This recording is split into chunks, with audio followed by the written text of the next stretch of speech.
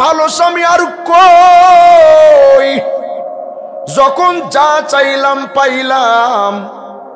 আমার ছাড়া আপনি কিচ্ছু বুঝতেন না, যখন যা চেয়েছি আপনি দিয়েছেন স্বামী।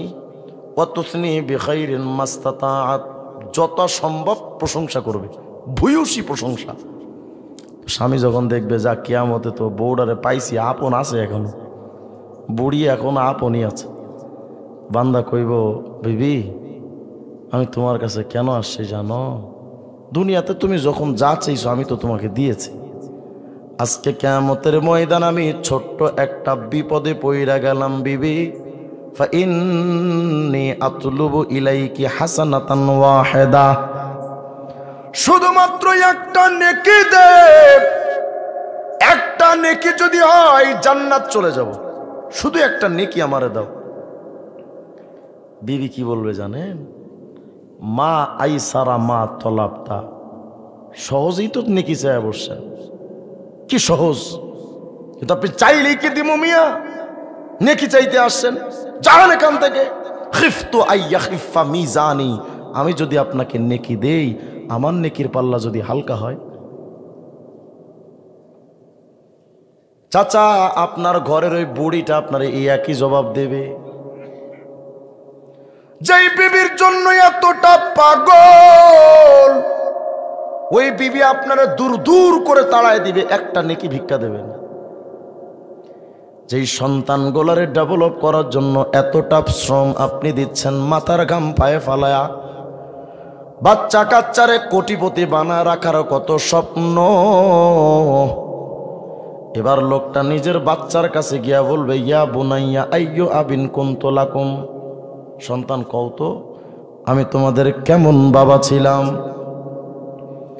সন্তানটা তো ভূয়সী প্রশংসা করবে, আব্বু আপনার তো কোনো তুলনা নাই, আপনার কোনো ঘাটতি ছিল না, আদর্শবান একজন পিতা ছিলেন, ভূয়সী প্রশংসা করবে।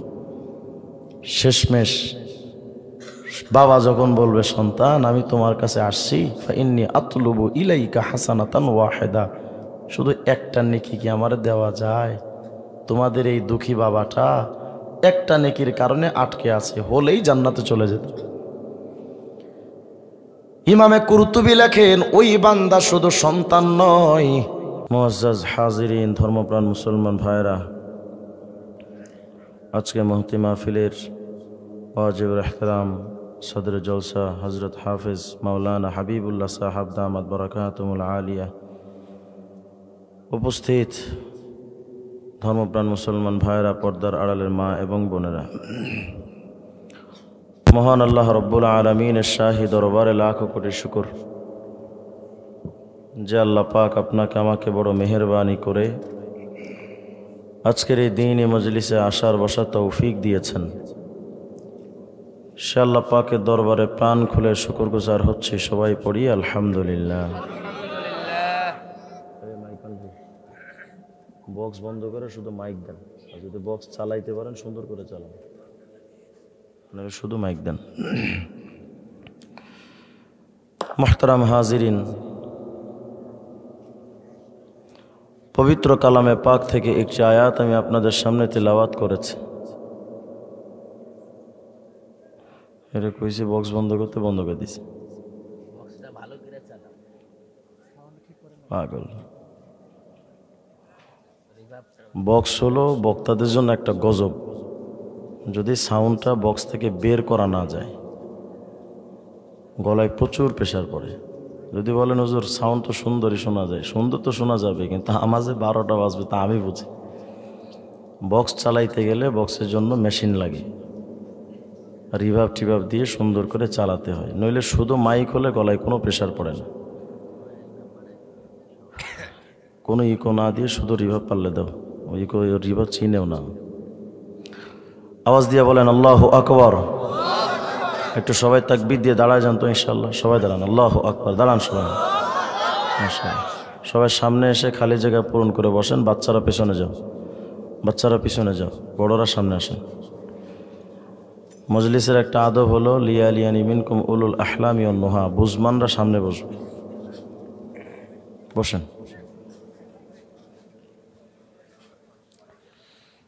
মাশাআল্লাহ। বসেন বসেন।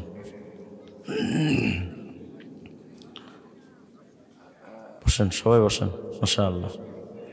বাস আওয়াজ দিয়ে বলেন আল্লাহু আকবার। পবিত্র কালামে পাকের মধ্যে আল্লাহ তাআলা বলেন,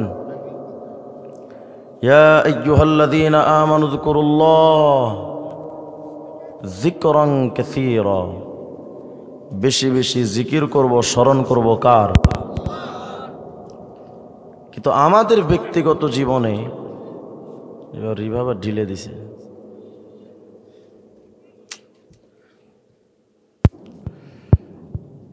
আমাদের ব্যক্তিগত জীবনে জিকির করার দরকার ছিল আল্লাহর, কিন্তু আমাদের ব্যক্তিগত জীবনে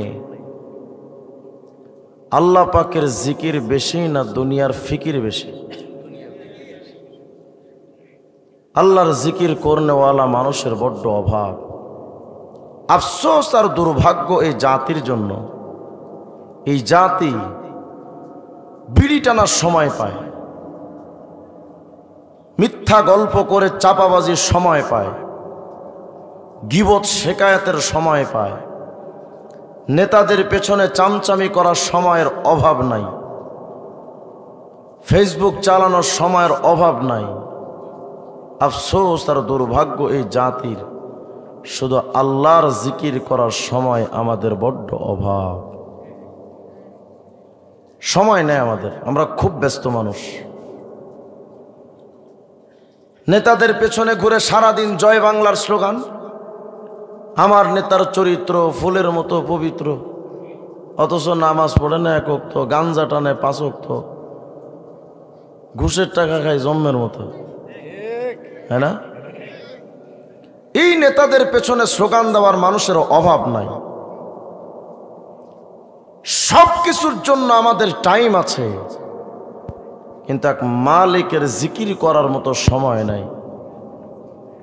আল্লাহ পাক বড় আফসোস করে বলেছেন, বান্দা, ইয়া আইয়ুহাল ইনসান মা গররাকা বিরাব্বিকাল কারীম। কে আমি আল্লাহ থেকে তোমারে ধোঁকা দিয়ে দূরে সরায় দিল? মানে আল্লাহ বোঝাতে চান যে আমি আল্লাহর কথা কি তোর মনে পড়ে না? কি হলোটা তোমার?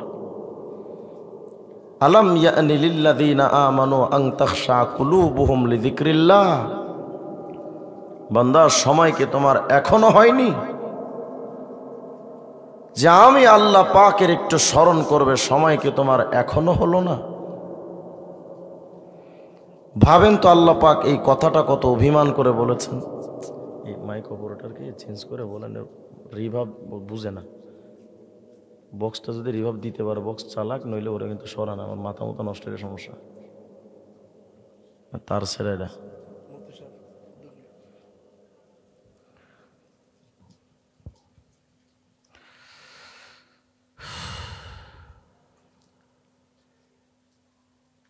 সারাদিন যে দুনিয়ার পেছনে দৌড়ান, এই দুনিয়া আপনাকে আমাকে বেশি কিছু দিবে না, কিন্তু মালিকের জন্য জাস্ট একটা সেকেন্ড যদি সময় দেন, জাস্ট একটা সেকেন্ড, আল্লাহ পাক আপনাকে আমাকে কত বিরাট নিয়ামত দিতে জানেন। এর কয়েকটা নমুনা আপনাদের সামনে পেশ করে আমি বিদায় নেব ইনশাআল্লাহ। যদিও এই সমস্ত আলোচনাগুলো এখন মাহফিলে চলে না। এখন মাহফিলে হলো হুজুর আপনি তাহির আঙ্কেলের মতো ডিজে নাচ দেন, তাইলে সব ক্লিয়ার। লাভটা কি? আখের যাওয়ার সময় কোনো ফায়দা নাই। আমরা তো আজকে বিভিন্ন নেতাদের পেছনে দৌড়াই, আমেরিকার পেছনে কেউ দৌড়ায়, চীন জাপানের পেছনে দৌড়ায়, গরুর মুখ খাওয়া ইন্ডিয়ান দাদাদের পেছনে দৌড়ায়, সবাই সবার পেছনে দৌড়ায়। কেন? বলে পাওয়ার বেশি, সুপ্রিম পাওয়ার। পাওয়ারের কারণে যদি আমেরিকার গুণগান করা যায়, পাওয়ারের কারণে যদি চীন জাপান আর ইন্ডিয়ার গুণগান করার সময়ের অভাব না থাকে, তাহলে সর্বশ্রেষ্ঠ পাওয়ারের অধিকারী আল্লাহর গুণগান বেশি করা দরকার। কারণ আপনার আমেরিকার পাওয়ার একদিন শেষ হয়ে যাবে। চীন জাপানের তখতে তাউস একদিন চূর্ণ বিচূর্ণ হয়ে যেতে পারে। ইন্ডিয়ার 7 সিস্টার সহ তাদের সমস্ত পাওয়ারগুলো তুলোর মতো উড়ে যেতে পারে, কিন্তু আমার আল্লাহর ক্ষমতায় এক বিন্দু পরিমাণ কমতি হয়। অথচ সে আল্লাহকে ভুলে গেছে। গত সরকারের আমলে আমরা যারা কারাগারে ছিলাম, মাওলানা মামুনুল হক সাহেব আমার উস্তাদ মোহতারাম, একই মামলায় একই সাথে কারাগারে। তো বের হয়ে শুনে চতুর্দিকে শুধু এক পাগলের প্রলাপ, টাকলা মুরাদ কয় সংবিধানে আল্লাহর নাম রাখা যাবে না। কেন? তার কাছে মনে হয়েছে আল্লাহর নামটা সংবিধানে জায়গা পাওয়ার যোগ্যতা রাখে না, তাই না? তা না হলে এ কথা কেন বলবে?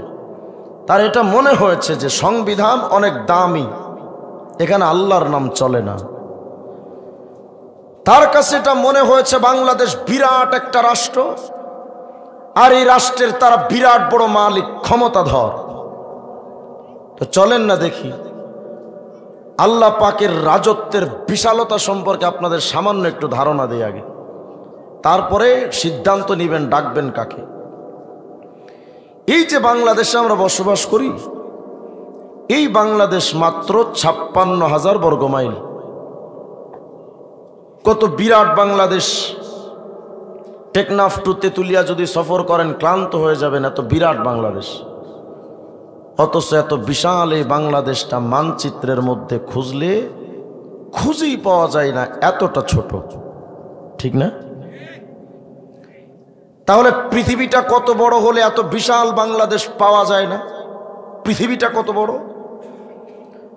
ভূমণ্ডলবিদরা বলছেন দেখো পুরা পৃথিবীর আয়তনটা কত। বাংলাদেশের আয়তন মাত্র 56,000 বর্গমাইল, আর পুরা পৃথিবীর আয়তনটা হলো 20 কোটি বর্গমাইল। আসতে বলেন সুবহানাল্লাহ। 56,000 বর্গমাইলের বাংলাদেশ যদি এত বড় হয়, 20 কোটি বর্গমাইলের পৃথিবী কত বড়? আশ্চর্য হওয়ার কিছু নেই। মাথার উপরে টাকার ছোট্ট এক কয়েনের মতো এক সূর্য দেখেন, এই ছোট্ট সূর্যটা পৃথিবীর চাইতে 13 লক্ষ গুণ বড়। এগুলো আমগো মোল্লাদের কথা না যে হুজুর আবল তাবল বকেন, এগুলো আপনাদের সায়েন্টিস্ট বিজ্ঞানীদের কথা, উইকিপিডিয়ায় সার্চ দিলেও পাবেন। শুধু তাই নয়, আকাশে একটা তারকা আছে, বিগ বস এক তারকার নাম তার UY স্কুটি। কত বড়?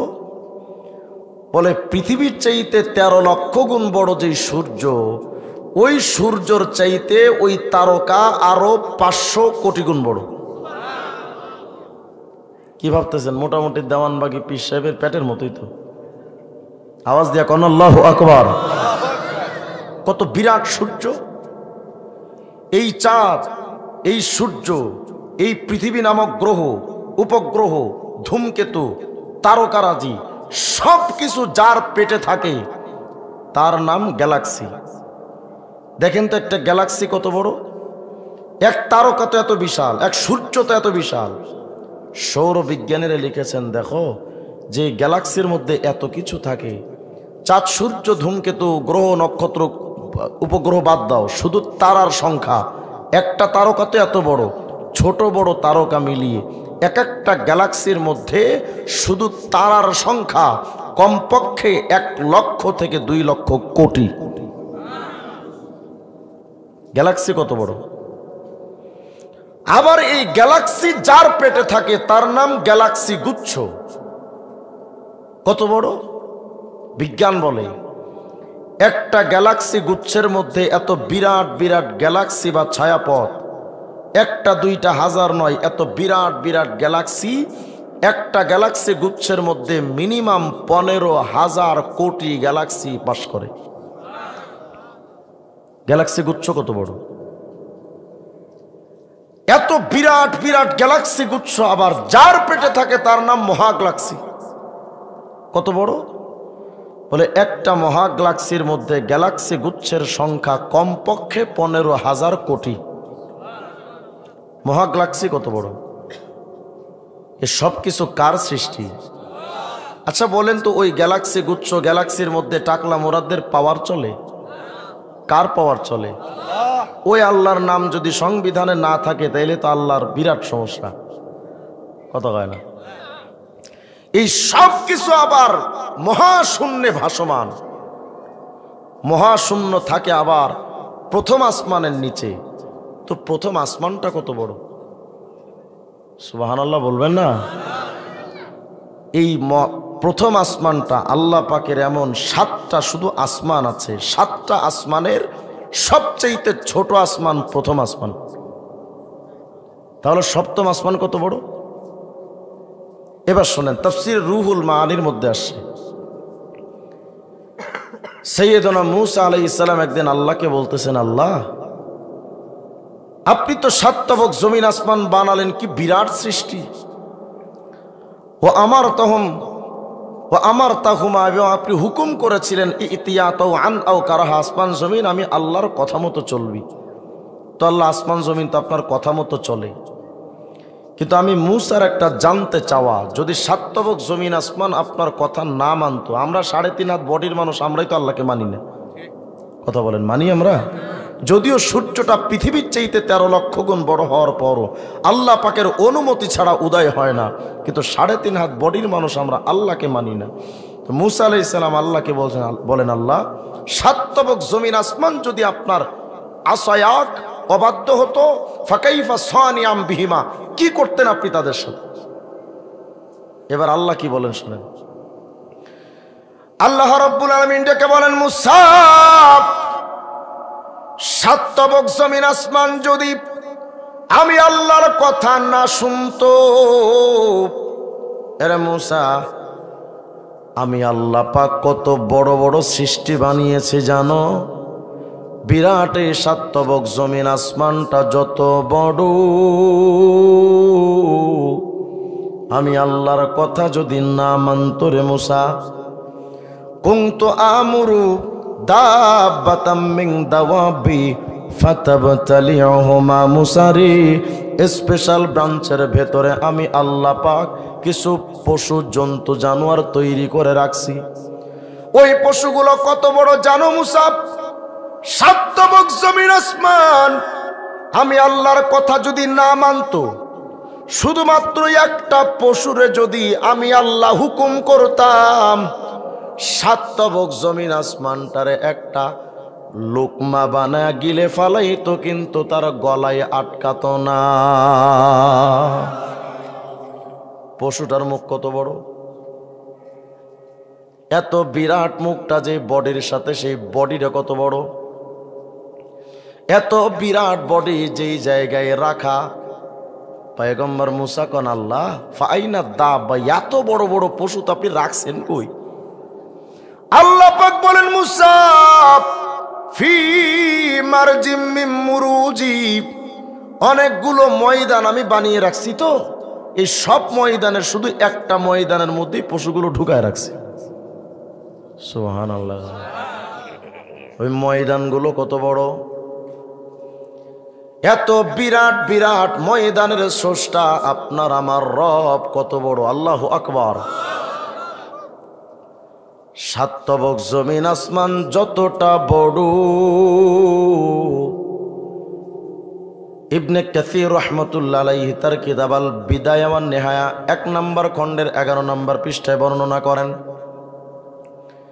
মাস সামাওয়াতুস সাবউ ফিল কুরসি ইল্লা কাদারাহিমা সাবাতিন উলকিয়াত ফি তুরস। আগের জামানায় যুদ্ধ করার সময় যে ঢাল ব্যবহার করা হতো, কথা হয় না, একটু সারা শব্দ দিয়ে, আমি তো কবর টবর জিয়ারত করতে আসিনি, আওয়াজ টাওয়াজ দিয়ে। আগের জামানায় যুদ্ধ করার সময় তীর যেন না লাগে এর জন্য ঢাল ব্যবহার করতো না মানুষ।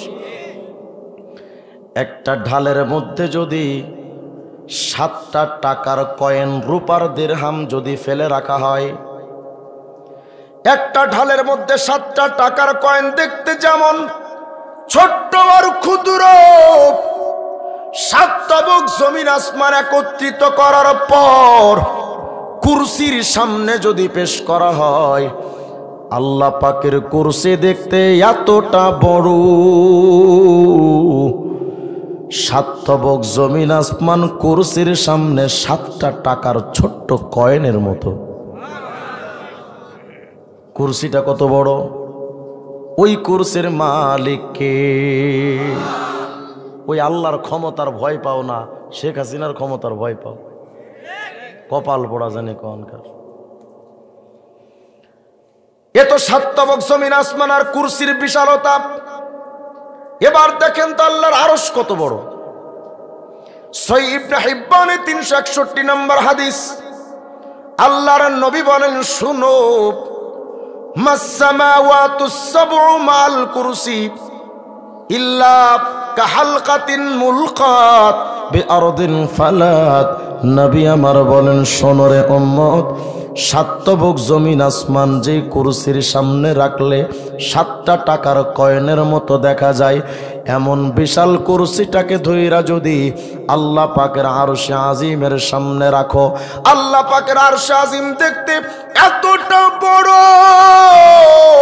বিরাট কুরসিকে যদি আরশের সামনে রাখা হয়, কুরসিটা দেখতে কেমন? বিরাট এক চাটিয়াল মরুভূমির ময়দানের ভেতরে হাতের এই ছোট্ট আংটিটা দেখতে যতটা ছোট,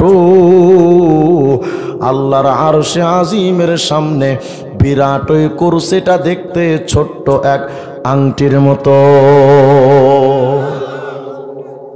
আল্লাহর আরশ কত বড়। তাহলে মুমিন বলেন, স্লোগান দিবেন কার? আরো জোরে কোন কার? অথচ আমরা স্লোগান দিই সারাদিন, জয় বাংলা। লা ইলাহা ইল্লাল্লাহ বলনেওয়ালা মানুষ পাওয়া যায় না। কত কয় না? গত 2 বছর আগে নারায়ণগঞ্জের একজন মেয়র বলেছিল, মরার সময় যেন আমার জবানে জয় বাংলা নসিব হয়। বলেন তো, জবানে জয় বাংলা না কালেমা? এটা কি রাজনৈতিক বয়ান নাকি? আমি রাজনৈতিক বয়ান করতে চাই না, শুধু বুঝাতে চাই।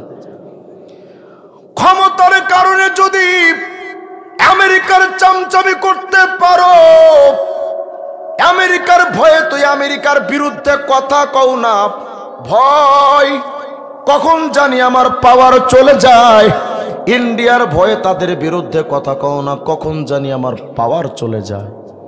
তো মালিকের ভয়ে ঈমান চলে যাওয়ার কথা চিন্তা করো না কেন? এত বিরাট পাওয়ারওয়ালা মালিক বলেন তো কে? কেনই তথ্য দিলাম এবার শোনেন। তাফসীরে রুহুল মানি 10 নম্বর খণ্ডে 410 নম্বর পৃষ্ঠার বর্ণনা। আল্লাহর নবী একদিন হযরত জিবরাইল আলাইহিস সালামকে বলেন, জিবরাইল রে, আখবির আন সাওয়াবি মান ক্বালা সুবহানা রাব্বিয়াল আলা ফি সুজুদিহি আও ফি গায়রি সুজুদিহি। ওরে জিবরাইল রে, আমার উম্মত তো বড় দুর্বল, এই দুর্বল উম্মত যদি তাদের জবানটা দিয়া 1 সেকেন্ড সময় নিয়া শুধু একটা বার সিজদায় পড়ুক, অথবা সিজদার বাহিরে যদি একটা বার পড়ে সুবহানা রাব্বিয়াল আলা, জানেন না কখন পড়া লাগে? নামাজের পরে। কখন বলেন তো? কি পড়তে হয়? আবার বলেন। হে জিবরাইল, আমার উম্মত যদি এই সুবহান রাব্বিয়াল আলা শুধু একটা বার সিজদায় পড়ুক, অথবা সিজদার বাহিরে যদি পড়ে, জিবরাইল রে, আমার উম্মতের আমল নামায় কতগুলো নেকি হয় একটু বলো না আমি মুহাম্মদ রে। হযরত জিবরাইল বলেন, নবী গো, মা মিন মুমিনিন ওয়ালা মুমিনা ইয়াকুলুহা ফি সুজুদিহি আও ফি গায়রি সুজুদিহি। ওগো আল্লাহর নবী, আপনার উম্মতরা সিজদায় অথবা সিজদার বাহিরে যদি শুধুমাত্র একটা বার পড়ে সুবহান রাব্বিয়াল আলা, কত নেকি হয় জানেন? ইল্লা কানাত লাহু ফি মিজানিহি আথখালু মিনাল আরশ ওয়াল কুরসি ওয়া জিবালিদ দুনিয়া। ওগো পয়গম্বর, পৃথিবীর পাহাড়গুলো একত্রিত কইরা যদি মিজানের একটা পাল্লাই যদি রাখা হয়, বিরাট কুরসিটাকে ধইরা যদি ওই মিজানের পাল্লাটাই রাখা হয়। নবীরে বিরাট ওই আরশে আজিমটাকেও ধইরা যদি ওই একই মিজানের পাল্লাই রাখা হয়, যেই মিজানের পাল্লায় পৃথিবীর পাহাড়, আল্লাহর আরশ এবং কুরসি একটা পাল্লাই রাখা হলো। নবী গো, একবার সুবহান রাব্বিয়াল আলা পড়লে যেই নেকিটা হয়, এই নেকিটা নিয়া মিজানের আর একটা পাল্লাই যদি রাখা হয়, ইয়া রাসূলুল্লাহ, আরশ কুরসি পাহাড় নিয়া মিজানের পাল্লাটা উপরে উঠে যাবে। একবার সুবহান রাব্বিয়াল আলা পড়ার নেকির পাল্লাটা ভারী। বলেন না সুবহান রাব্বিয়াল আলা। আবার বলেন, লস না লাভ? বিড়ি টানলে কত লাভ, গীবত করলে কত লাভ, জয় বাংলা স্লোগান দিলে কত লাভ, মুর্শিদে মুর্শিদে যে করছে জপন, বাবার জিকির করলে কত লাভ, কত কয় না? তাহলে আজকে থেকে জবানে চলবে জয় বাংলা না কালেমা? জিকির চলবে কার? এখন তো আমাদের আল্লাহর জিকির করার টাইম হয় না, আমরা খুব ব্যস্ত। সুবহান রাব্বিয়াল আলা পড়ার এমনি সময় তো সময়ই নাই। সিজদার মধ্যেও তো অন্তত 3 বার পড়া লাগে, কিন্তু পড়ি কেমনে? কোন রকম সিজদায় যাওয়ার আগেই একবার সুবহান রাব্বিয়াল আলা শেষ, কত হয় না? সিজদায় গিয়ে কোন রকম একবার পড়ি সুবহান রাব্বিয়াল আলা, উঠতে উঠতে আর একবার শেষ, কত হয় না? সুবহান রাব্বিয়াল আলা রিমান্ডে থাকে যে আল্লাহ তুমি কোন নামাজের মুখে দিলা আমারে, কত হয় না?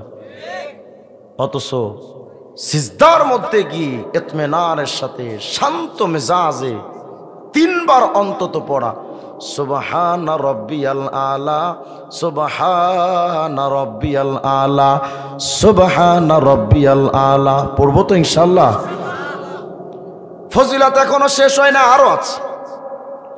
যেই নেতার পেছনে দৌড়াইছো, তোমার নেতা যদি তোমার স্লোগান পায়া ভোট টোট পায়া যদি এমপি হয়, ক্ষমতার মসনদে যখন গেল, তোমার নেতা তো জাতীয় সংসদে দাঁড়ায় ভাষণ দিবে, মাননীয় স্পিকার, আমার ওই যমুনা সেতুর পাশে আমার একজন সামসা ছিল, আমার জন্য খুব মেহনত করছে, আজকে জাতীয় সংসদে দাঁড়িয়ে গভীর শ্রদ্ধা ভরে তাকে স্মরণ করছি, বলবে?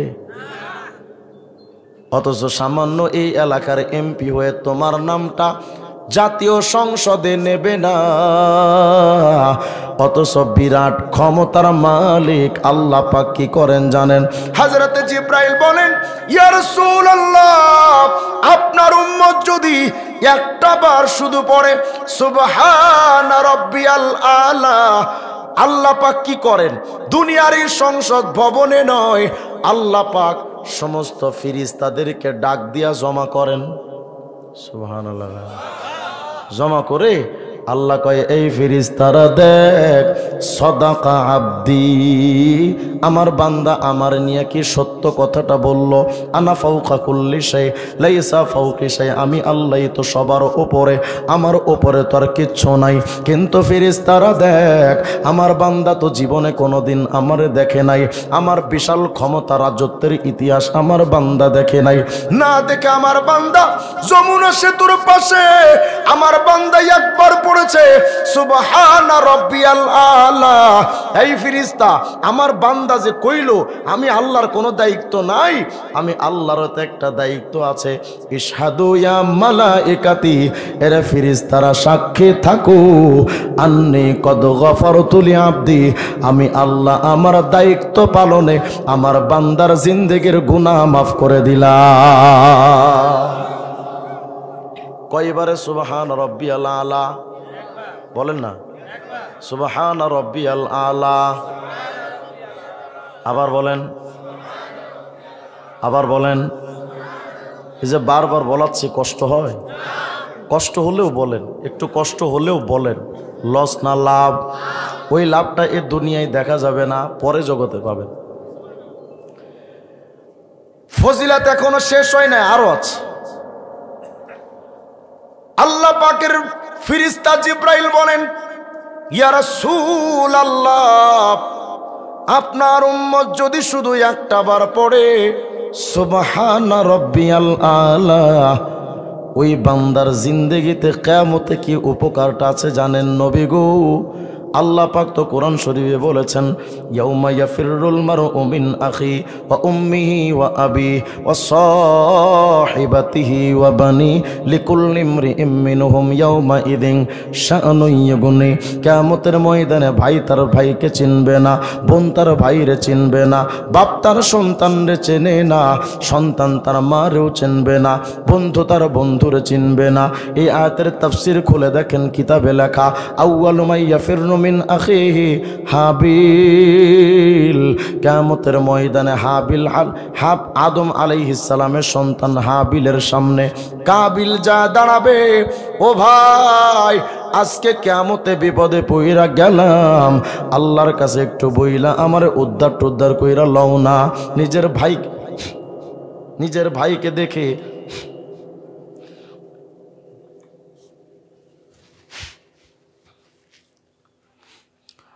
ভাইকে দেখে হাবিল একটা দৌড় দিবেন, কে আমার ভাই? আমি কাউকে চিনি না। কিতাবের মধ্যে আসে আউয়ালু মা ইয়াফিরু মিন বানিহি নূহ, নিজের সন্তান নূহ আলাইহিস সালাম, নূহ আলাইহিস সালাম নিজের সন্তান কিনানকে দেখে একটা দৌড় মারবে, কে আমার সন্তান? আমি কাউরে চিনি না।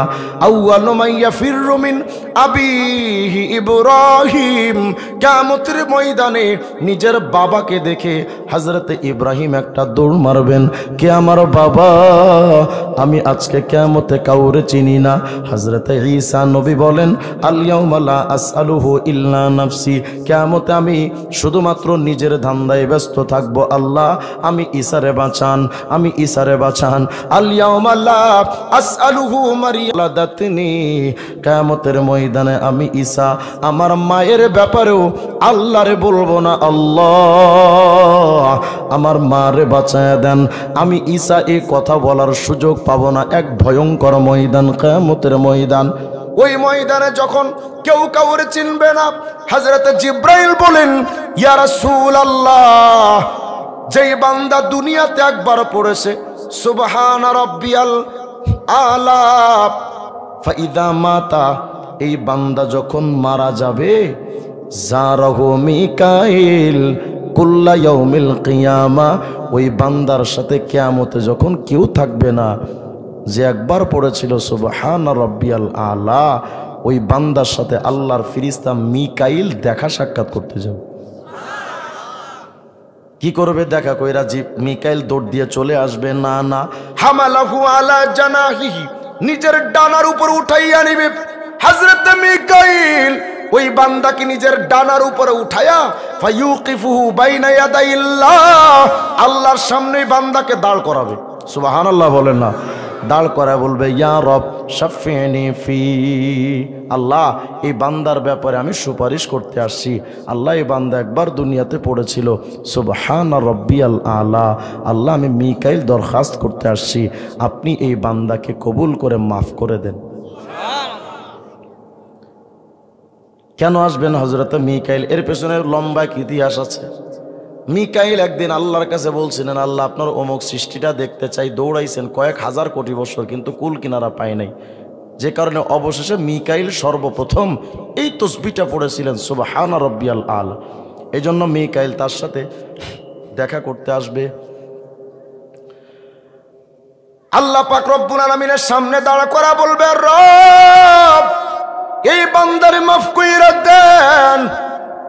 আল্লাহ পাক সাথে সাথে রিটার্ন জবাব দিবেন, ফাআওহাল্লাহু ইলাইহি আইয়ুহাল মালাক শাফাআতুকা ফি, এই ফেরেশতা তুমি যে সুপারিশ করছো এই বান্দার ব্যাপারে আমি আল্লাহ কবুল করে নিলাম। এখন কাম কি জানো? ইযহাব বিহি ইলাল জান্নাহ, আমারে বান্দারে ধইরা দ্রুত আমার জান্নাতে ঢুকায়া দাও। পোকাই গেছে।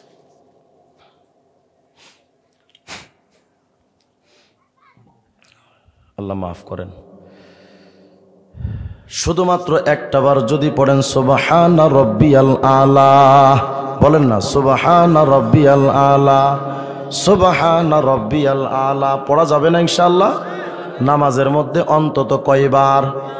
আজকে থেকে সিদ্ধান্ত নেন নামাজে অন্তত 5 বার পড়বো। কে কে হাত তোলেন তো, মন থেকে নিয়ে ইনশাআল্লাহ হাত নামান।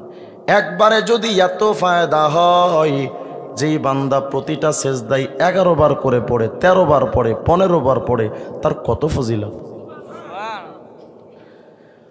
ইমাম কুরতুবী রহমতুল্লাহ আলাইহির কিতাব আত-তাযকিরার মধ্যে লিখেছেন, কিয়ামতের ময়দানে এক বান্দার জন্য নেকি আর খারাপি অর্থাৎ গুনার পাল্লা নেকির পাল্লা সেম টু সেম, ইতাদালাত বিসাবিয়্যা, সমান সমান হয়ে যাবে।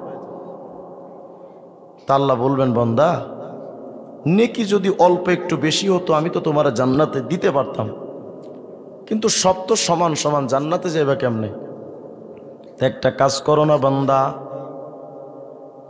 ফালতামিস, এমন একজন বান্দাকে তুমি খোঁজো যেই লোকটা ইউতিকা হাসানাতান ওয়াহিদা, একটা নেকি তোমারে দেবে। একটা লোক এমন তালাশ কর। এই মুরব্বি, দুনিয়ার সন্তান আপন, বিবি আপন, বন্ধু এত আপন, আপন মানুষের তো দুনিয়াতে অভাব নাই। এ বান্দা একটা নেকি নিয়ে আসো, কনফার্ম জান্নাত। শুধু একটা নেকি হইলে ফায়াজুসু খিলালাল আলামিন, এই বান্দা একটা নেকির জন্য দৌড়াবে, আপন জনদের কাছে দৌড়াবে। প্রথম আসবে নিজের বিবির কাছে। আয়েশা বলবে, বিবি আইয়ো বালিন কুনতু লাক, বলো তো আমি তোমার কেমন স্বামী ছিলাম। স্ত্রী যখন স্বামী দাঁড়াবে, স্ত্রী ডেকে বলবে, স্বামী আপনার তো কোনো তুলনা চলে না, আপনার মতো এত ভালো স্বামী আর কই, যখন যা চাইলাম পাইলাম, আমার ছাড়া আপনি কিচ্ছু বুঝতেন না, যখন যা চেয়েছি আপনি দিয়েছেন স্বামী। ওয়াতুসনি বিখাইরিন মাস্তাতাআত, যত সম্ভব প্রশংসা করবে, ভূয়সী প্রশংসা।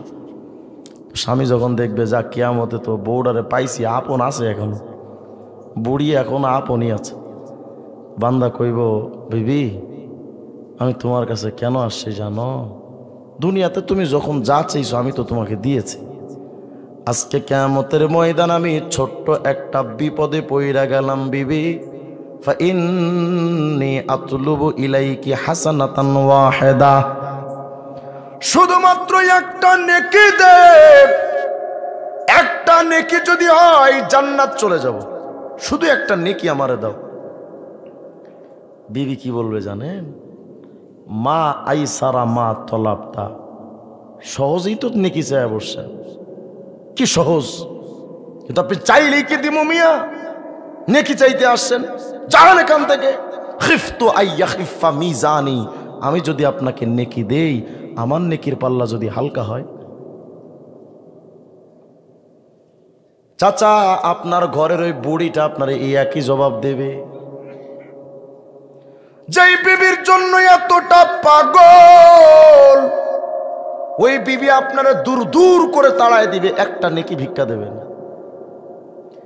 যেই সন্তানগুলারে ডেভেলপ করার জন্য এতটা শ্রম আপনি দিচ্ছেন, মাথার ঘাম পায়ে ফালায়া, বাচ্চা কাচ্চারে কোটিপতি বানায় রাখার কত স্বপ্ন। এবার লোকটা নিজের বাচ্চার কাছে গিয়া বলবে, ইয়া বুনাইয়া আইয়ু আবিন কুনতু লাকুম, সন্তান কও তো আমি তোমাদের কেমন বাবা ছিলাম। সন্তানটা তো ভূয়সী প্রশংসা করবে, আব্বু আপনার তো কোনো তুলনা নাই, আপনার কোনো ঘাটতি ছিল না, আদর্শবান একজন পিতা ছিলেন, ভূয়সী প্রশংসা করবে। শেষমেশ বাবা যখন বলবে, সন্তান আমি তোমার কাছে আসছি, ফাইন্নী আতলুবু ইলাইকা হাসানাতান ওয়াহিদা, শুধু একটা নেকি কি আমার দেওয়া যায়? তোমাদের এই দুঃখী বাবাটা একটা নেকির কারণে আটকে আছে, হলেই জান্নাতে চলে যেত। ইমামে কুরতুবী লেখেন, ওই বান্দা শুধু সন্তান নয়, এমন কোন মানুষ নাই যেই মানুষের থেকে এই আওয়াজটা পাবে না, খিফতু আইয়া খিফা মিজানি, নেকি দিলে তো আমার নেকির পাল্লা হালকা হবে। সবাই এই একই কথা বলবে, সবাই তাড়ায় দিবে, কেউ নেকি দেবে না। নেতার কাছে যাইবা, নেতা পরিচয়ও দেবে না, পরিচয় দেবে না। কোরআন শরীফে এ ব্যাপারে বলতে গেলে লম্বা টাইমের দরকার। ডাইরেক্ট নেতারা স্বীকার করবে, আমরা তোমাদেরকে কোনো বিভ্রান্তিতেই ফেলায় নাই। আফসোস আর দুর্ভাগ্য, সাবধান আমজনতা, সাধারণ মানুষ, কোন ব্যক্তির পূজা করতে গিয়ে আলেমদের বিরোধিতা করবেন না। কোন ব্যক্তির স্বার্থ তলবে আলেমদের বিরোধিতা করে আখিরাতকে বরবাদ কইরেন না, কপাল পুড়ে যাবে। ওই নেতারা জীবনে আপনাকে পাত্তা দিবে না কিয়ামতে। আলেমদের সাথে দুশ্মনী হয়ে যাচ্ছে অমুকের এতাআতের জন্য। উনার এতাআত না করলে আমি কি আর থাকি? উনার এতাআতের জন্য বিরাট জম্মে গফির ওলামায়ে কেরামের সামনে বিরোধ শুরু হয়ে গেছে। মনে রেখেন, আল্লাহ কি কসম, একজন মানুষের পথভ্রষ্ট হওয়ার সর্বপ্রথম রাস্তা আলেম বিদ্বেষী হওয়া, সর্বপ্রথম রাস্তা। কেন জানেন? একজন মানুষকে যখন আলেমদের থেকে আলাদা করা যায়, এই মানুষকে ফুটবলের মতো খেলা যায়, কারণ ওরে আর বোঝানোর মতো কেউ থাকবে না। কথায় কথায় কিছু মানুষ আজকে দেখবেন কয়, আলেমরা কি জানে, এরা তো ডাল খায়া মানুষ হয়েছে, এরা তো মাইন্সের বাড়িটা খেয়ে মানুষ হয়েছে, তা আমরা তো ডাউল খেয়ে আলেম হয়েছি, আর তুমি বিরিয়ানি খেয়ে বাম্বু হয়েছো মিয়া। আমরা তো আল্লাহকে চেনার জন্য কিছু মাওয়াত পেয়েছি। মানুষের ওলামায়ে কেরামের গুরবত, তাদের দারিদ্রতাকে নিয়ে যারা কটূক্তি করে, প্রকারান্তরে তারা রাসূলের কটূক্তি করে। হযরত আবু হুরায়রা রাদিয়াল্লাহু আনহু কি ধনী ছিলেন না গরিব? কথা কয় না, গরিব ছিলেন। ক্ষুধার যন্ত্রণায় আবু হুরায়রা নবীজির দরওয়াজার সামনে মৃগী রোগীর মতো পড়ে থাকতেন। সাহাবীরা মনে করতেন মনে হয় মৃগী রোগে ধরেছে। গরিব ফান্ডে যা আসতো ওখান থেকে অসংখ্য দারুল আরকামের সাহাবায়ে কেরাম খেয়েছে। আজকে যারা যাকাত ফিতরার টাকা খেয়ে আলেম হয়েছে বলে যারা কটূক্তি করে, নবীর কটূক্তি করেছে তারা, সাহাবীদেরকে কটূক্তি করেছে তারা। নাউযুবিল্লাহি মিন যালিক। এক হুজুরের বক্তব্য শুনলাম, তিনি বলতেছেন, হেদায়েত যদি আল্লাহর হাতে থাকতো তো নবী পাঠানোর দরকার কি? নাউযুবিল্লাহ, আসতে বললেন আপনারা। হেদায়েত কার হাতে? সূরা কাসাসের 56 নম্বর আয়াত দেখেন, ইন্নাকা লা তাহদি মান আহবাবতা ওয়ালাকিন্নাল্লাহা ইয়াহদি মান ইয়াশা। আল্লাহ বলেছেন, হে রাসূল, আপনি নিজে কাউকে হেদায়েত দিতে পারবেন না। আল্লাহ তার রাসূলকে বলছেন। কোন রাসূল? সর্বশ্রেষ্ঠ রাসূল হাবিবুল্লাহ মুহাম্মদ আরবি আলাইহিস সালামকে। রাসূল, আপনি চাইলেই যাকে পছন্দ করেন হেদায়েত দিতে পারবেন না। নিজের চাচা আবু তালেবকে নবীজি হেদায়েত দিতে পেরেছেন? তাহলে হেদায়েত কার হাতে? হ্যাঁ, তার আরো অনেক বক্তব্য আছে, তিনি বলেছেন যে হেদায়েত আল্লাহর হাতে। তো যদি এটাই তিনি বিশ্বাস করেন, তাহলে এই কথার কি অর্থ যে হেদায়েত মানুষের হাত, আল্লাহর হাতে থাকলে নবী পাঠানোর দরকার কি? কি অর্থ এটা? আলেম ওলামারা অযথা কারো বিরুদ্ধে ফতোয়া দেয় না, অযথা। আমাদের কাজ নাই, কথা কয় না, আমাদের কাজ নাই, যথেষ্ট কাজ আছে আমাদের। অহেতুক একটা লোকের পেছনে আমাদের বিরোধিতা করার কোনো অর্থ আছে? কেন করে আলেমরা? আমরা শুধুমাত্র মানুষের হকের পথটা দেখানোর জন্য কত মানুষের কাছে মার খেয়েছি। আমি আমার এই অল্প বয়সের কথা বলি, 5 বার হামলার শিকার হয়েছে এই পর্যন্ত। 5 বার আমার মৃত্যুর দ্বার প্রান্তে পৌঁছানো হয়েছে। একদিন তো এমন মানিকগঞ্জের এক ভণ্ড পীর আছে, তার মুরিদরা আমার গাড়ির বাম পাশে এসে গ্লাস বরাবর রড দিয়ে বাড়ি মারছে। গ্লাসগুলো ভেঙে আমার মুখে লাগছে। যখন গাড়ি টান দিয়েছি পেছন থেকে এবার রড দিয়ে বাড়ি মারছে, পেছনে গ্লাসগুলো ভেঙে আমার মাথায় লাগছে। ভালুকা থানার সামনে আমাকে 50 জন লোকজন মিলে ওই মানিকগঞ্জে পীর সাহেবের জামায়াত তার সংঘবদ্ধ দলগুলো নিয়ে আমার উপরে শরীরে পর্যন্ত আমার টাচ করেছে। আমরা এই মারগুলো, এই আঘাতগুলো কেন খাইলাম? হিজবুত তাওহীদ আমার উপরে 5টা মামলা দিয়েছে। কেন এই হামলা মামলা এগুলোর সম্মুখীন হয়ে কেন বুক চেতিয়ে দাঁড়িয়ে থাকি হকের কথা বলার জন্য?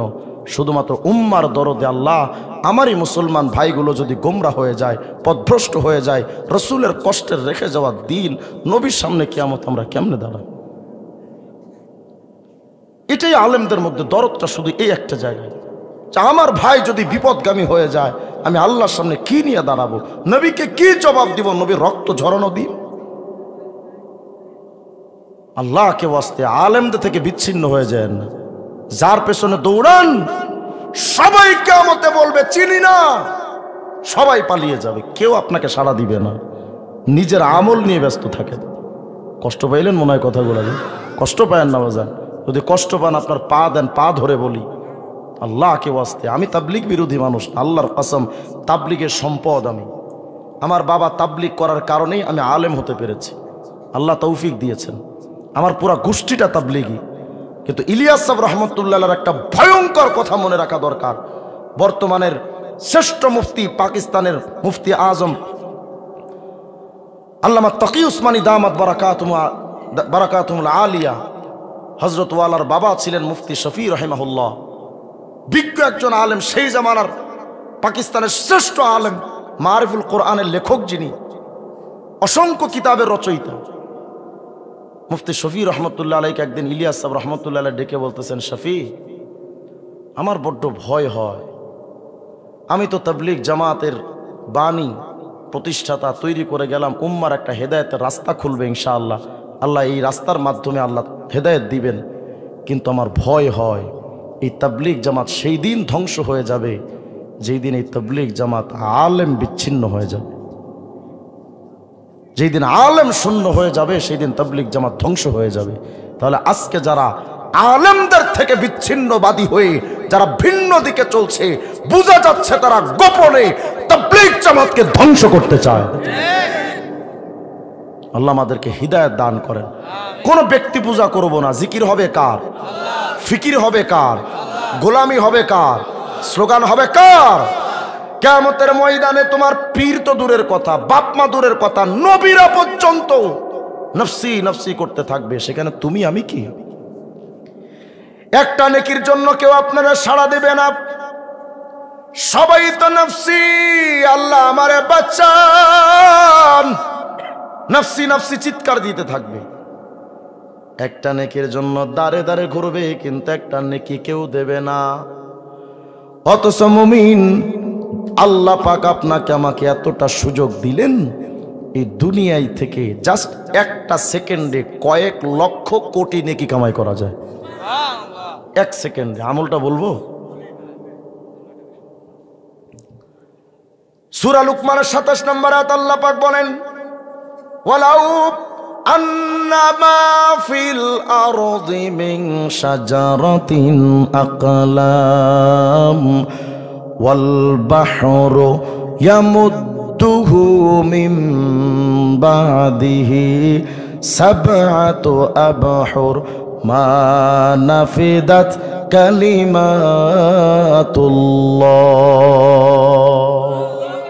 আল্লাহ পাক বলেন, বান্দা পৃথিবীর সমস্ত গাছগুলা যদি কলম বানাও, পৃথিবীর সমস্ত গাছগুলো যদি কলম হয়, আর পৃথিবীর এক সমুদ্রের সাথে যদি আরো 7টা সমুদ্র জোড়া দিয়া 8টা সমুদ্রের পানিরে যদি কালি বানাও, শুনতেছেন তো? 8টা সমুদ্রের পানিরে যদি কালি বানাও, এই কালি আর ওই কলম দিয়া আল্লাহর কালেমা লিখতে শুরু করো, কলম কালি শেষ হবে, কালিমা লেখা শেষ হবে না। কি অর্থ? এই আয়াতটা তাফসীর করতে গিয়ে হযরত ইকরামা বলেন, তাফসীরে কুরতুবীর 13 নম্বর খণ্ডে 398 নম্বর পৃষ্ঠার বর্ণনা, হযরত ইকরামা বলেন, শুনো, লানাফিদাল বাহরু ক্বাবলা আন ইয়ানফাদা সাওয়াবু মান ক্বালা লা ইলাহা ইল্লাল্লাহ। আল্লাহর কোন বান্দাই যদি এই জবানটা দিয়া শুধু 1 সেকেন্ড সময় নিয়া একটাবার শুধু পড়ে লা ইলাহা ইল্লাল্লাহ, লা ইলাহা ইল্লাল্লাহ, লা ইলাহা ইল্লাল্লাহ, আল্লাহর কোন বান্দাই যদি এই জিকিরটা জবান দিয়া 1 সেকেন্ড সময় নিয়ে একটা বার কয়। সূরা লোকমানের 27 নং আয়াত দিয়ে আল্লাহ এটাই বোঝাতে চান, পৃথিবীর গাছগুলারে কলম বানাও, 8টা সমুদ্রের পানিরে কালি বানায়া ওই কলম কালি দিয়া যদি একবার কালেমে তৈয়বার জিকিরের নেকে লেখা যদি শুরু হয়, কলম কালি শেষ হয়ে যাবে, আল্লাহর কালেমে তৈয়বার জিকিরের নেকে লেখা শেষ হবে না। কয়বারের কালেমা? তো বলেন না লা ইলাহা ইল্লাল্লাহ, আবার বলেন লা ইলাহা ইল্লাল্লাহ, লা ইলাহা ইল্লাল্লাহ, লা ইলাহা ইল্লাল্লাহ। জিকির করবেন কার? তাহলে জবানে চলবে জয় বাংলা না কালেমা? শুধু তাই নয়, এই জবানটা দিয়া একটা বার মানুষের ব্যাপারে বললেন, মনে করেন আমি বললাম মনোয়ার ভাই এখানে নাই, আমি বললাম মনোয়ার ভাই লোকটা ভালো না। এই বাক্যটা তৈরি হতে 3টা শব্দ ব্যবহার হয়েছে। মনোয়ার লোকটা ভালো না, বা লোকটা ভালো না, কয়টা অক্ষর? লোকটা ভালো না, কয়টা অক্ষর? 3টা। এই 3টা অক্ষর 1 সেকেন্ড 3টা শব্দ দিয়া এক বাক্য বলতে 1 সেকেন্ড টাইম লাগলো, বিনিময় একটা কবিরা গুনাহ 7000 বছর জাহান্নাম। মুরব্বী চায়ের দোকানে বৈশা বৈশা তো শুধু আকিস বিড়িতে টান মারেন আর বৈশা গিবত করে, ও ভালো না, ও খারাপ, ও চোর, ও বাটপার, ও দুর্নীতিবাজ, ও এটা ও সেটা। আর ওই মুরব্বী শুধু একমাত্র হাসান বসরি, সবাই খারাপ, শুধু উনি ভালো। তো চাচা, আপনি যদি এত ভালো আল্লাহওয়ালা আব্দুল কাদের জিলানি হন, তো ও চুরি কইরা যদি গিবত, ও চুরি করে যদি কবিরা গুনাহ করে, তো আপনি গিবত কইরাও তো কবিরা গুনাহ করলেন। কথা হয় না? ও যদি খারাপ হয় আপনি ভালো কেমনে? আপনিও তো সেম অপরাধী। একটা বার যদি জবান দিয়ে একটা মানুষের গিবত করেন, একটা কবিরা গুনাহ 7000 বছর জাহান্নাম। সহিহ মুসলিমের হাদিস, মায়ার নবী বলেন, যেই দিন আমি মেরাজে যাচ্ছিলাম, মারারতু বিকওমিন লাহুম আসফারুম মিন নুহাস, একটা সম্প্রদায়ের মানুষের পাশ দিয়ে যাচ্ছিলাম, দেখি তাদের হাতে তামার নখ। কিসের? তামার। তামার নখ, জাহান্নামীদের তামার নখ। ইয়াখমিশুনা উজুহাহুম ওয়া সুদুরহুম, ওই নখগুলো দিয়ে তারা মুখের মধ্যে এভাবে খামচাচ্ছে, বুকের মধ্যে এভাবে খামচায়া রক্ত গোশতগুলো, সব গোশতগুলো ছিঁড়ে টুকরো টুকরো করছে। এক বর্ণনায় আসছে ইয়ালকামুন, এই গোশতগুলো ছিঁড়ে ছিঁড়ে তারা খাচ্ছে। আর এক বর্ণনায় আসছে ইয়াকুলুনাল জিফ, মরা পশুর মাংস ছিঁড়ে ছিঁড়ে তারা খাচ্ছে। আল্লাহর নবী জিজ্ঞেস করেন, মান হাউলা ইয়া জিবরাইল, এই জিবরাইল, এই মানুষগুলো কারা? আল্লাহর ফেরেশতা জিবরাইল বলেন, ইয়া রাসূলুল্লাহ, হাউলাই আল্লাযীনা ইয়াকুলুনা লুহুমান নাস ওয়া ইয়াকাউনা ফি আরাদিহিম। নবী, এই মানুষগুলো হলো তারা দুনিয়াতে বসে বসে গীবত করতো যারা, মানুষের ইজ্জত নিয়ে টানা হাসরা করতো যারা। এখন আমরা তো সবাই সারা দিন ধান্দায় ওর ইজ্জত পামচার কইরা দিন, হ্যাঁ না? গীবতটা আমাদের কাছে এখন গীবতই গুনাহ মনে হয় না। গীবত এমন একটা অপরাধ হয়ে আসছে আমাদের সমাজে, গীবত যে কবিরা গুনাহ, এটা গুনাহ মনে হয় না। অথচ জেনা করাও কবিরা গুনাহ, চুরি করাও কবিরা গুনাহ, ডাকাতি করাও কবিরা গুনাহ, গীবত করাও কবিরা গুনাহ। যদি বলা হয় চাচা এই লোকটার ব্যাপার আপনি গীবত করেন কে? হে করতে পারলে সমস্যা নেই, আমি কইলে সমস্যা। কথা হয় না? উল্টা অপরাধ কইরা আবার যুক্তি দাঁড় করায়, এটা শয়তানের খাসলাত। কার খাসলাত? শয়তানের। সে করতে পারলে সমস্যা, আপনি বললেও সমস্যা। সে করলেও সমস্যা, আপনি বললেও সমস্যা। বলা যাবে না।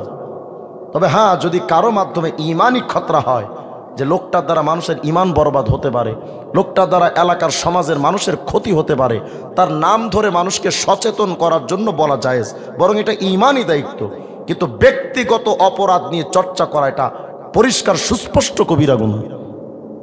মনে থাকবে তো ইনশাআল্লাহ? যেমন আমরা অনেক সময় খাজা বাবা, আট্টসি, সুরেশ্বর, চন্দ্রপাড়া, দেওয়ানবাগি, কুতুববাগি, রাজারবাগি, আরো যত ভণ্ড আছে না, যারা সিজদা নেয়, বাবার কাছে সন্তান চায়, নারী পুরুষ নিয়ে নাচানাচি করে, বাদ্যযন্ত্র দিয়ে গান বাজনা করে, এদের ব্যাপারে আমরা জাতিকে নাম ধরে ধরে বলি। কেন? কারণ ওদের দ্বারা মানুষের ঈমান বরবাদ হচ্ছে। কত কয় না? বলেন তো, বাজনা হালাল না হারাম? আরো জোরে কোন। আল্লাহ রসুল বলেছেন, আমারানি রব্বি বিমাহকিল মাআজিফি ওয়াল মাজামির ওয়াস সুলবি ওয়াল আওসান। আল্লাহ ক্রুশ, মূর্তি, বাদ্যযন্ত্র এগুলো ধ্বংস করতে আল্লাহ পাক আমাকে দুনিয়ায় পাঠিয়েছেন। সেই বাদ্যযন্ত্র দিয়ে কোনো মারেফতি গান যদি হয়, মারেফতি গান কেন, বাদ্যযন্ত্র দিয়ে যদি কোরআন তেলাওয়াত চালু হয়, ওই কোরআন তেলাওয়াত শোনাও হারাম। এখানে আমার উস্তাদ সমতুল্য মুরব্বী হুজুর আছেন, আমি ভুল বললে হুজুর আমাকে শুধরে দিয়েন। তেলাওয়াতের সাথে যদি বাজনা থাকে, ওই কোরআন তেলাওয়াত সরাসরি জিব্রাইলও যদি তেলাওয়াত করে, ওটাও হারাম। আসতে কইলেন কে? সুস্পষ্ট হারাম। বাজনা যেটা হারাম তো হারামই। কোন পীর জায়েজ বললো আর কি বললো সেটা ভিন্ন কথা। আমি সিদ্ধান্ত নেব আমার আল্লাহ এবং রসুল কি বলল। কথা কয় না? ভাবতেছেন আমি পীর বিরোধী? না বাজান, আল্লাহর কসম আমিও পীরের মুরিদ। আমার পীর ছিলেন কায়েদে মিল্লাত আল্লামা জুনায়েদ বাবুনগরী রাহিমাহুল্লাহ। আমার বর্তমান পীর হলেন মুফতি আব্দুল ওয়াহিদ কাসিমি দামাত বারাকাতুম, ঢালকানগর হযরতের সিলসিলার, করাচি হযরতের। আমি পীর বিরোধী মানুষ না, কিন্তু পীরের নাম দিয়ে যদি নারী পুরুষের একসাথে বেপরদাশীল চলাফেরা হয়, পীরের নামে যদি গানবাদ্যের আড্ডা হয়, পীরের নামে বাবার পায়ে সিজদা হয়, পীরের কাছে সন্তান গিয়ে বাবার কাছে চাওয়া হয়, পীরের অর্থ যদি হয় ভাগ্যের পরিবর্তনের বাসনা বাবার কাছে বলা, পীরের অর্থ যদি হয় বাবার কাছে সুস্থতা কামনার দোয়া, এমন পীর মুরিদি সুস্পষ্ট হারাম এবং শিরক। এরা মরলে ওদের জানাজা পড়া হারাম। কথা কইলেন? এরা মরলে ওদের জানাজা পড়া হারাম। এরা যদি মারা যায়, কোন ইমাম যদি তাদের ইমামতি করে, ওই ইমামও কাফের। কথা কইলেন? কারণ ইমাম হারামকে হালাল বানিয়ে ফেলেছে। মুসলমান ভাইয়েরা কথাগুলো বুঝবার চেষ্টা করেন। কষ্ট পাচ্ছেন নাকি আপনারা? কষ্ট নিয়েন না বাজান, বোঝার চেষ্টা করেন। জবান দিয়া শুধু একটাবার যদি মালিকের জিকির করেন তো এত ফায়দা, একবার যদি জবানটা দিয়া গীবত করেন তো এত বড় গুনাহ। তাইলে মুমিন কন, জবান ব্যবহার করব গীবতে না জিকিরে? আরো জোরে কন। তাফসীরে রাজির মধ্যে আসছে 1 নম্বর খণ্ডে 225 নম্বর পৃষ্ঠার বর্ণনা। ইমাম রাজি বলেন, শুনো, আলহামদুলিল্লাহ সামানিয়াতু আহরুফ। আলহামদুলিল্লাহ শব্দের মধ্যে 8টা হরফ আছে। বলেন তো কয়টা? আলিফ লাম হা মিম দাল লাম লাম হা। বলেন তো কয়টা? ইমাম রাজি বলেন, শোনো, ওয়া আবওয়াবুল জান্নাতি সামানিয়া, জান্নাতের দরজাও কিন্তু 8টা।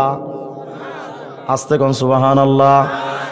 আলহামদুলিল্লাহর হরফ 8টা, জান্নাতের দরজাও 8টা। ইমাম রাজি বলেন, শোনো, ফামান ক্বালা হাযিহি সামানিয়া আন সাফাই কলবিহি ইস্তাহাক্কা সামানিয়াতা আবওয়াবিল জান্নাহ। আল্লাহর কোন বান্দাই যদি পরিষ্কার একটা অন্তর লইয়া, যে অন্তরে শিরিক নাই, কুফর নাই, বিদআতের ময়লা নাই, এমন একটা পরিচ্ছন্ন অন্তর নিয়া কোন বান্দা যদি ওই 8 হরফের আলহামদুলিল্লাহ একটাবার যদি কয়, জান্নাতের 8টা দরওয়াজা টাস টাস করে খুলে যায়। জিকির হবে কার? বলেন তো, লা ইলাহা ইল্লাল্লাহ, লা ইলাহা ইল্লাল্লাহ, লা ইলাহা ইল্লাল্লাহ, লা ইলাহা ইল্লাল্লাহ। জিকির করবো তো ইনশাআল্লাহ। তার কবে করবেন? আর কবে করবেন বলেন? মুরব্বী বাজান, মুখের দাড়িগুলোর দিকে একটু তাকায় দেখেন। আপনার দাড়ির সাদা কালার আর কাফনের কাপড়ের কালারের মধ্যে কতটা না মিল আছে, হ্যাঁ না? এই কালার বাজান জীবনে আর পরিবর্তন হবে না। লাস্ট কালার মানে আপনি জীবনের শেষ ধাপে উপনীত। তার কবে প্রস্তুতি নেবেন? হাতের বিড়িটার কবে ফেলবেন? মালিকের ডাকে আর কবে সাড়া দিবেন আমাকে বলেন। আজকেও তো কাফনের ফ্যাক্টরি থেকে অনেক কাফন তৈরি হয়েছে না? কথা বলেন। কাফনের কাপড় নিয়ে গাড়িতে উঠে অনেক কাফন বাংলাদেশের বিভিন্ন প্রান্তে রওনা হয়েছে না? কোনোটা রংপুর, কোনোটা চট্টগ্রাম, কোনোটা খুলনা, কোনোটা টাঙ্গাইল, এলেঙ্গা পার হয়ে কতগুলো কাফনের কাপড় যে আশপাশের দোকানে হাজির। এই পাশের দোকানের কাফন কি সৌদি আরব কারোর জন্য আসছে? আপনার আমার জন্যই তো।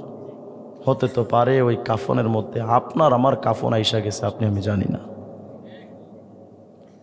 এখানেই তো অনেক বাবা বসে আছেন নিজের সন্তানকে নিজেরা হাতে দাফন করেছে, নাই?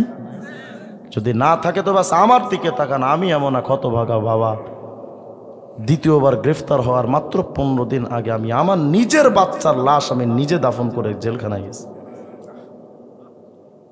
আমার বাচ্চাটা আমার সামনে আমার হাতের উপরে মারা গেছে। এই তো জীবন। কত মাহফিল থেকে চলে আসছি, পরের দিন খবর পেয়েছি মাহফিল কর্তৃপক্ষের প্রধান যুবক মারা গেছে।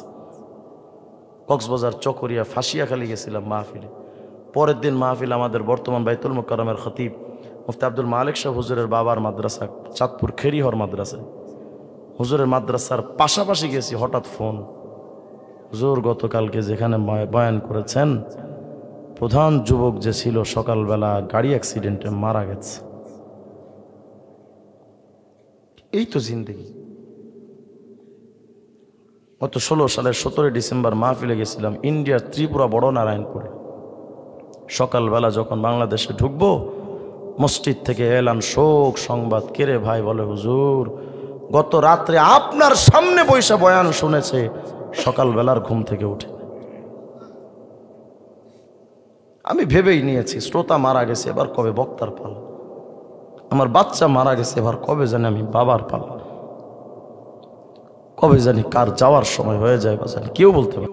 আল্লাহ কে ওয়াস্তে আজকে থেকে দাড়িটা আর কাটেন। এই দাড়িটা যখন কাটেন না, আমার উস্তাদ সমতুল্য হুজুর আছেন এখানে, আমি ভুল বললে হুজুর আমাকে নিঃসন্দেহে সংশোধন করবেন। পৃথিবীর কোনো কিতাবে লেখা নাই, আহলে সুন্নাত জামাতের কিতাবে, যে দাড়ি রাখা সুন্নাত। পৃথিবীর কোনো কিতাবে নেই। আমি চ্যালেঞ্জ করতে পারি ওপেনলি, যে কোনো বড় হাউসেও চ্যালেঞ্জ করতে পারি, কারণ দাড়ির উপরে আমার যথেষ্ট তাহকিক আছে। পৃথিবীর আহলে সুন্নাত জামাতের সকল কিতাবে লেখা সুন্নাত তরিকায় দাড়ি রাখা ওয়াজিব। মিনিমাম এক মুষ্টি দাড়ি আপনি রাখতে বাধ্য। যদি না রাখেন, সামান্য একটু ছোট করেন, যতদিন এক মুষ্টি না হবে 24 ঘন্টা জিনা করলে যেই গুনাহ, সেই গুনাহ হতে থাকে 24 ঘন্টা। টাকনুর নিচে কাপড় পরছেন, কেউ আপনারা বাধা দেবে না বাজান, কিন্তু রসুল বলেছেন মা আসফালা মিনাল কাবাইনে মিনাল ইজারি ফিন্নার, এই অংশটা তোমার জাহান্নামে যাবে। আল্লাহকে ওয়াস্তে নবীর সুন্নাত অনুযায়ী চুলগুলো কাটেন, নবীর সুন্নাত অনুযায়ী জীবন চালান, আল্লাহ পাকে জিকির দ্বারা জবান চালু রাখেন। পারবেন তো ইনশাআল্লাহ? দাড়ি কাটবো না, আজকে থেকে পাক্কা ওয়াদা ইনশাআল্লাহ।